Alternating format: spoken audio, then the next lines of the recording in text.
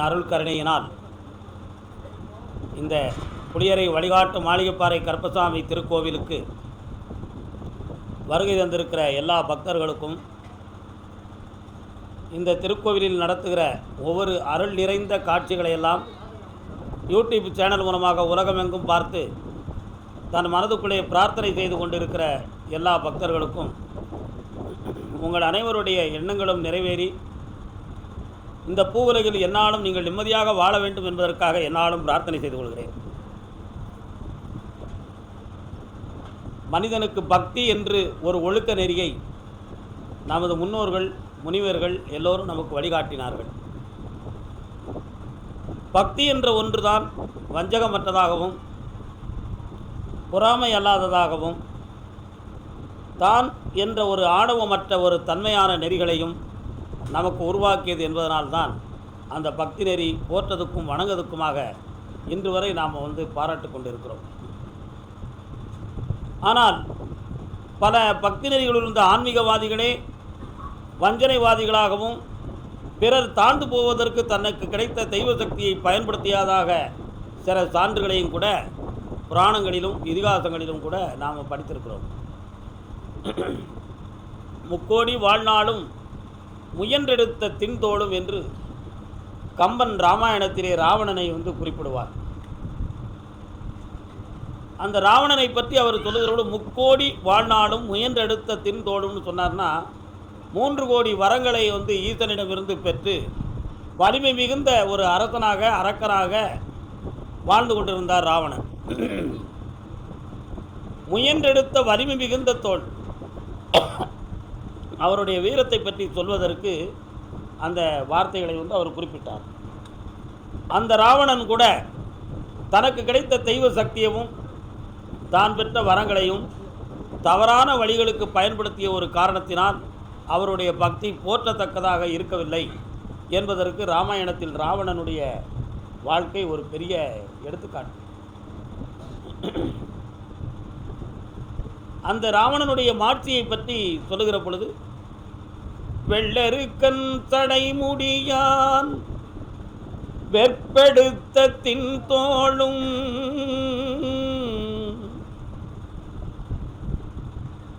எள்ளிருக்க இடமின்றி புகுந்தது ஒருவன் வாழி கள்ளிருக்கும் மலர் கூந்தலள் ஜானகியை மனத்திரையில் கரந்த காதல் உள்ளிருக்கும் என கருதி உடல் புகுந்ததோ ஒருவன் வாடி. இந்த பாடலில் இருக்கிற விஷயம் என்னன்னா, வெள்ளெருக்கன் சடைமுடியான், வெண்மையான நிறத்தை கொண்ட எருக்கம் பூக்களை திரள் திரளாக இருந்தால் எப்படி இருக்குமோ அதை போன்ற சடைமுடியை கொண்டவன் சிவன். வெற்பு என்றால் கைலாச மலை. வெள்ளருக்கன் சடைமுடியான் வெற்பு என்னும் தமிழில் மலைக்கு வெற்பு என்பது பொருள். வெற்பெடுத்த தின்தோள், கைலாச மலையை பெயர்த்து எடுத்து தன்னுடைய தோளில் சுமந்து கொண்டு போனார் ராவணன். அவ்வளோ பெரிய வலிமையானவர். அப்படிப்பட்ட வீரம் மிகுந்த ராவணனுடைய மனதில் ஒரு தவறு இருந்துச்சு. அது என்னன்னு சொன்னா, கள்ளிருக்கும் மலர் கூந்தலள் ஜானகியை, கள்ளுனா தேன், தேன் சொரியக்கூடிய வண்ணம் மிகுந்த வனப்பு மிகுந்த மலர்களை தன்னுடைய கூந்தலில் சூடியிருக்கின்ற ஜானகி என்னும் சீதாதேவியின் மீது அவன் வைத்திருந்த காதல் உள்ளிருக்கும் என கருதி அவன் உள்ளத்துக்குள்ள மறைந்து இருக்கு. கள்ளிருக்கும் மலர் கூந்தலள் ஜானகியை மனச்சிறையில் கரந்த காதல். கரந்தல் அப்படின்னாலே மறைத்து என்பது தமிழில் பெயர். கரிகால சோழன் எதிரிகளால் பாதிக்கப்பட்டு கால் தாய்மாமனுடைய உதவியால் கரூர் என்னும் இடத்தில் கறந்து வாழ்ந்தான் அப்படின்னு தமிழில் இலக்கிய வர்றாருல சான்று. அந்த கரந்து என்பது மறைத்து அல்லது மறைமுக்கப்பட்டு என்பது வாழ்தல் பொருள். இந்த இடத்துல அதை கம்பர் என்ன சொன்னார்னா, கள்ளிருக்கும் மலர் கூந்தல் ஜானகியை மனச்சிறையில் கரந்த காதல், அவங்க மனதுக்குள்ள மறைச்சு வச்சிருந்தான் அப்படிங்கிறத அவர் சொல்றார். அப்படி மறைத்து வைத்த காரணத்தினால் எங்கு இருக்கு என்று இடம் தெரியாமல் எள்ளிருக்க இடமின்றி, ராவணனுடைய உடல்ல எள்ளு போட்டாலும் இருக்கிறதுக்கு இடமில்லாத அளவுக்கு எள்ளிருக்க இடமின்றி உடல் புகுந்தது ஒருவன் வாழி. ஸ்ரீராமனுடைய ராம பானங்கள் அனைத்தும் அவன் உடலில், அவன் உள்ளத்துக்குள்ளே எங்கே அந்த கறந்த காதல் இருக்குன்னு தேடி தேடி சரஞ்சரமாக பானம் செலுத்தப்பட்டான். அதில் அவன் உடலில் எள்ளு போடுறதுக்கு கூட இடமில்லாத அளவுக்கு இருந்துச்சு அப்படின்னு கம்பர் வந்து வர்ணிக்கிறார். இந்த இடத்துல பெரிய விஷயம் என்னன்னா, வெள்ளருக்கன் தடைமுடியான் வெற்பெடுத்த தின்தோள், மலையை எடுத்த வலிமை மிகுந்த தோள்களை உடைய ராவணன் கூட அதர்மத்தை செய்து அந்த பக்திக்கு அவநெறியை காட்டிவிட்டான் என்பதுதான் விஷயம். முக்கோடி வாழ்நாளும் முயன்றெடுத்த தின்தோள். அதுக்கு தான் சொல்கிறான், பக்திங்கிறது என்னென்னா வஞ்சகமற்றது, நேர்மையானது, நெறி தவறாக நடப்பவரை திருத்துவது. அந்த திருத்துகின்ற படலத்தில் இருக்கக்கூடிய குரு தான் ஒரு மனிதனுக்கு வந்து தெளிந்த வழியவும் ஒளிமயமான நியாயமான நல்ல உணர்வுகளையும் அவனுக்கு வந்து கொடுக்க முடியும்.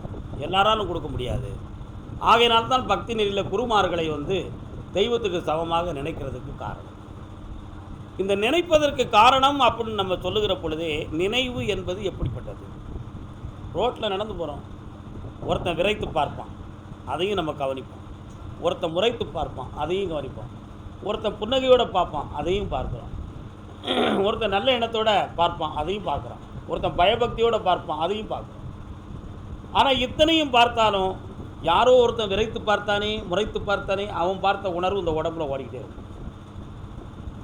அதே மாதிரி மகிழ்ச்சியோடு பார்த்தவனுடைய உணர்வு நினைவும் இந்த மனசில் ஓடும். இதிலிருந்து புரிந்து கொண்டது என்ன? இன்னொருவருடைய நினைவுகள் கூட நம்முடைய மனதையும் நம் உணர்வுகளையும் பாதிக்க வைக்கிறது என்பதுதான் இவருடைய விஷயம். அப்போ ஒருத்தனுடைய நினைவுக்கும் சக்தி இருக்குது. அந்த நினைவை சுமக்கின்ற சரீரம் உள்ள மனிதனுடைய மனதுக்கும் அந்த சக்தி இருக்குது. அப்போ அதுக்கு என்ன சொல்கிறா குருமார்கள்? நீ நினைக்கிறதை நல்லதை நினை. உனக்கு பகைவனாக இருந்தாலும் அவன் கெட்டுக்கொண்டு நினைக்காத, நல்லதை நினை. அவனுடைய உணர்வுகள் வந்து உன் மேலே கெட்ட எண்ணம் இருந்தாலும் அந்த உணர்ச்சி மாறிடும், அந்த மனம் தெளிவடைந்துடும். ஒரு நாள் தெளிவடையவில்லை என்றாலும் பரவாயில்லை, சில நாட்கள் கழித்து வேண்டுமானாலும் அந்த உள்ளம் ஒரு நாள் பண்பட்டு விடும். ஆகையால் உன் நினைவு நல்லதாகவே இருக்கட்டும். அதனால தான் பக்தி நெறியில் நினைக்கிறவை என்னைக்கும் உயர்ந்த நினைவாக இருக்கணும். இந்த நினைவுகளை பற்றி சொல்லும் பொழுது, இப்போ குருவாக இருக்கக்கூடிய, இப்போ நீங்கள்லாம் இருக்கே எல்லாரும், நீங்கள் கொண்டு இந்த மாலையை போடுறீங்க, எலுமிச்சங்கனியை கொடுக்குறீங்க. இந்த மாலையை போடுறதுக்கு எலுமிச்சங்கனி எத்தனை அர்த்தம் இருக்குது தெரியுமா? உங்கள் மனதில் இருக்கக்கூடிய சுமைகளையெல்லாம் அந்த கனியில் கொண்டு வந்துருக்கீங்க. கருப்பசாமிகிட்ட கனி கொடுப்போம், கருப்பா எங்கள் வாழ்க்கையை காப்பாற்றுப்பா. ஒருத்தவன் மாலையை கொண்டு போடுறோம், நீண்ட காலம் கல்யாணம் முடிக்காமல் இருக்க ராசா, என் வீட்டில் இந்த மங்களகரமான காரியத்தை நடத்தி கொடுப்பான்னு. உங்கள் எல்லாருடைய உணர்ச்சியும் என் மேலே படுது. உங்கள் நினைவினுடைய உங்கள் எல்லாருடைய மன அழுத்தமும் என்னை வந்து சாருது. அத்தனையும் தாங்கி இந்த இடத்துல இருந்து தாங்கிக்கிடுறேன். அதுக்கு என்ன காரணம்? ஏன் நினைவுகள் பூரா கடவுள் மேலே, உங்கள் அனைவருடைய நினைவுகளும் இந்த குருவின் மேல், ஆனால் என்னுடைய நினைவோ இறைவன் மீது. அப்போ எனக்கு வாங்கி அதை நான் இறைவனுக்கு சமர்ப்பிக்கிறேன். உங்கள் எண்ணங்கள் நிறைவேறுவதற்கு அதுதான் காரணம். ஒருத்தர் வாரார், எனக்கு பிடிக்காதவன் ஒருத்தர் இருக்கா சாமி, அவனை கையை காலம் முடக்கி போடணும். அது ஏன் தொழிலா? இல்லை நான் எடுத்த அவதாரம் தான், என் பிறப்பாக தான், நானே இருக்கிற பாவத்தை கழிச்சிட்டு இந்த புண்ணியத்தை தேடுவதற்கு இந்த பாதையில் வந்து உட்காந்துருக்கும் பொழுது அடித்ததெல்லாம் ஒரு பாவத்தை செய்துக்கு என்னை கூப்பிட வந்திருக்கேன் இல்லையா? அதை மாதிரி தெய்வத்தை நோக்கி வரக்கூடியவர்கள் நல்ல நினைவுகளோடு வர வேண்டும், நல்ல எண்ணங்களோடு வர வேண்டும். அந்த நல்ல எண்ணமும் நல்ல நினைவும் மலை போல வரக்கூடிய துயரங்கள் கூட பொறுத்திருந்து பார்த்தோம் என்றால் பனி போல் நீங்கும் என்பது சத்தியம். அதில் எந்த ஒரு சந்தேகமுமே நிச்சயமாக கிடையாது. ஆசையை அகற்று அப்படின்னு புத்தர் சொன்னார். ஆசை இல்லாட்ட வாழ்க்கை எப்படி இருக்கும்? உப்பு இல்லாத சாப்பாடு மாதிரி இருக்கும். ஆசை இல்லாதவன் யார்? எல்லாருக்கும் ஆசை இருக்கு, எல்லாத்துக்கும். பாலுக்கு சர்க்கரை இல்லை என்பாருக்கும், பருக்கையற்ற கூழுக்கு உப்பில்லை என்பாருக்கும், குத்தி தைத்த காலுக்கு தோல் செருப்பில்லை என்பாருக்கும், கனகதண்டி மேலுக்கு பஞ்சு மெத்தை இல்லை என்பாருக்கும், விசனமும் ஆசையும் ஒன்று. பால் இருக்கும், சீனி இருந்தால் நல்லா இருக்கும்னு கேட்டால் அது ஒரு ஆசை. கூழ் இருக்கும், பருக்கை இல்லாத கூழாக இருக்கும், கொஞ்சம் உப்பு போட்டால் இதோட நல்லா இருக்குமே அப்படிங்கிறது அடுத்த ஆசை. அருமையாக நடந்து போவான், கால் வலிக்கும், அருமையாக ஒரு செருப்பு இருந்தால் நல்லா இருக்குமே அப்படிங்கிறது ஒரு ஆசை. நல்ல குண்டு குண்டுன்னு வண்ணமாக இருப்பான், இந்த தரையில் படுத்து கிடக்கும், ஒரு மெத்தை இருந்தால் நல்லா இருக்குமே அப்படிங்கிறது அடுத்த ஆசை. உண்மையா இல்லையா? கரகதண்டி மேருக்கும் ஆசை. இந்த ஆசை யாருக்கெல்லாம் இருக்குமா? பாலுக்கு சர்க்கரை இல்லை என்பவன் நடுநிலைவாதி, கூழுக்கு உப்பில்லை என்பவன் அடிமட்டத்தில் இருக்கக்கூடிய ஒரு ஏழை, கரகதண்டி மேலி என்பவனும் சிறந்த செல்வந்தன். ஆனால் ஆசை எல்லாருக்கும் ஒன்று தானே தவிர அதில் எந்த வேறுபாடுமே இல்லை. ஆசையும் ஒன்று தான், விசனமும் ஒன்று தான், கோபமும் சமந்தான், ஆசையும் சமந்தான். அது மாதிரி இந்த ஆசையை அகற்றுன்னு சொன்னதை எங்கே போய் அகற்ற முடியும்? அவர் எப்படி ஆசையை அகற்ற சொன்னார்னா, இங்கே தான் புத்தருடைய ஞானம் நமக்கு விளங்குச்சு. ஒரு மனிதன் தனக்கு நடக்கக்கூடாத ஒன்றை நடக்க வேண்டும் என்று நினைத்து தன் உள்ளத்துக்குள்ள ஆசையை வளர்க்குறான். ஒரு குறிப்பிட்ட காலத்தை அவன் வைக்கிறான். ஒரு 10 மாதத்துக்குள்பட நமக்கு இந்த விஷயம் நடந்துருச்சுன்னா நமக்கு சந்தோஷமாக இருக்குமே அப்படின்னு நினைக்கிறான். ஆனால் 10 மாதத்துக்குள்ளே அது நடக்காமல் போய் அதிலிருந்து காலம் கடந்து வரும் பொழுது அந்த ஆசை அவன் உள்ளத்தை வேதனைப்படுத்தும். அந்த வேதனை அவன் முகத்தை மாற்றும், அவன் உணர்ச்சியை மாற்றும், அவனுடைய பாதையை மாற்றும். அது நிறைவேற வேண்டும் என்பதற்காக புதியதொரு பயணத்தை கொடுக்கும், புதியதொரு வேகத்தை கூட்டும். இந்த வேகம், இந்த செயல் அனைத்தும் கடைசியில் பொருந்தா நிலையில் போய் முடியும். உனக்கு பொருந்தா நிலையாக கொடுத்த விடை எதன் அடிப்படையில் வந்ததென்றால், நீ தேவையில்லாத ஆசையை வச்சுக்கிட்டே அதனால் வந்தது. ஆகையினால் நடக்கவில்லை என்று நினைத்திருக்கும் ஆசையை நீ அகற்றி விடு. அது இல்லாமல் உனக்கு வந்த அந்த துயரம் இந்த ஆசையின் காரணத்தில் வந்ததுன்னு தான் தம் அபதம் என்னும் புத்தருடைய நூல் நமக்கு வழிகாட்டியாக இருக்கும். அப்போ ஆசைங்கிறது அவரவருடைய சூழ்நிலை, அவரவர் எடுத்துக்கொண்ட பொறுப்பு, அவரவர் இருக்கின்ற தரம், அவரவர் இருக்கின்ற தகுதி, அந்த சூழ்நிலைக்கு தகுந்தாற் போல இதை நடத்தி நம்ம நல்லா இருந்துடணும் அப்படி நினைச்சா அது சரியான ஆசை. காட்டு கனிக்கும் கூட்டு கிளிக்கும் காதல் என்றால் நடக்கவா செய்யும்? நடக்குமா? காட்டு கனிக்கும் கூட்டு கிளிக்கும் காதல் என்றால் நடந்ததாக சரித்திரம் உண்டா? கூட்டை திறந்து குருவி பறக்க வேண்டும், கனியை தேட வேண்டும், கொத்த வேண்டும், இல்லையா? அப்படின்னா கூண்டுக்குள்ளே இருந்துக்கிட்டு அந்த ஆசையை நிறைவேற்றணும்னா அது நடக்கக்கூடிய காரியமே இல்லை. அது மாதிரி ஒரு மனிதன் தன்னுடைய மன வலைக்குள்ளே சிக்கிவிட்டான் என்றால் அவன் விடுதலை ஆவது அவ்வளோ சீக்கிரமாக அந்த விடுதலை ஆகாது. இதை பற்றி ஒரு சின்ன விஷயம் சொல்லுவார் கம்பர். ராமனுக்கு பட்டாபிஷேகம் அப்படின்னு சொல்லியாச்சு. வனவாசம்லாம் போயிட்டு வந்து சீதாதேவி எல்லாரும் சேர்ந்து நிற்கும் பொழுது பட்டாபிஷேகம்னு சொல்லி வசிஷ்டர் நிர்ணயிக்கிறார்.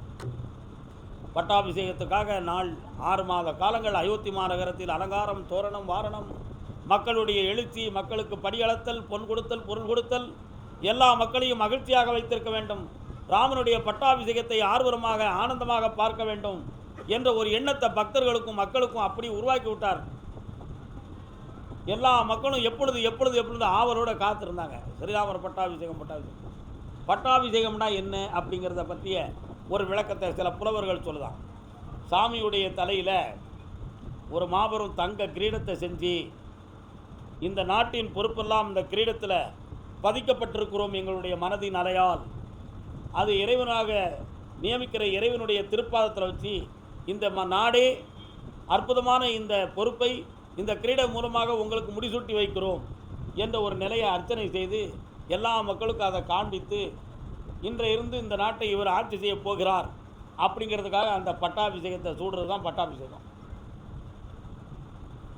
அற்புதமாக கொண்டு வந்து அந்த கிரீடத்தை கொண்டு வந்து வசிஷ்ட மகாமுனிவர் குருமார்கள் கொண்டு வந்து ராமருடைய தலையில் வைக்க போகிறாங்க அப்படிங்கிறத எல்லாரும் எதிர்பார்த்துக்கிட்டு இருக்காங்க. அதுக்கு மேலும் அருமையான தாளங்கள், கீத ஒலிகள், சங்கீதங்கள், நாட்டியங்கள், கதை காவியங்கள் இப்படி ஒவ்வொன்றா நடந்துக்கிட்டு இருக்கு. ஒவ்வொரு நிகழ்ச்சியும் அப்படி நடந்து கொண்டே இருந்தாலும் மக்களுடைய ஒரே ஒரு தாட், ஒரே ஒரு எண்ணம், முடிசூட்டுவது எப்பொழுது, அதை முடிசூட்டுறது எப்போ நடக்கும், அது எப்படி நடக்கும், அதை பார்க்கணுங்கிற ஆவல் உணர்வு ஒவ்வொருத்தருடைய ஆள் மனதிலையும் தோன்றி அப்படி உந்தல் பண்ணிக்கிட்டு இருக்கு.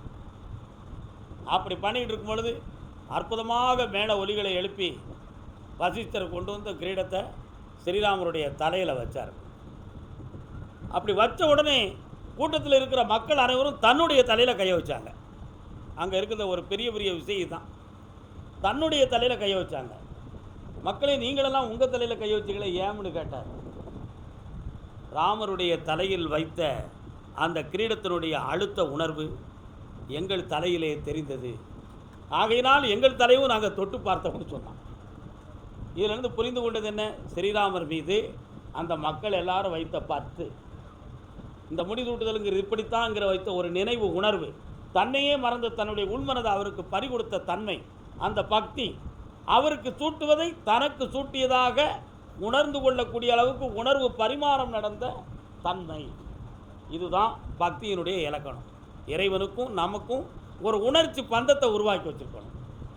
ஒரு குருவுக்கும் நமக்கும் ஒரு மனப்பந்தம், ஒரு மனப்பற்றை உருவாக்கி வச்சுருக்கணும். குருவுக்கு செலுத்தக்கூடியது தனக்கு செலுத்தியதாக, தனக்கு செலுத்தியது குருவுக்கு செலுத்தியதாக, இறைவனுக்கு செலுத்தியதாக, இப்படி பரந்த நிலைகளோட பக்தி உணர்வை வைத்திருந்தால் குரு எவ்வளியோ அவ்வளியே மக்கள்.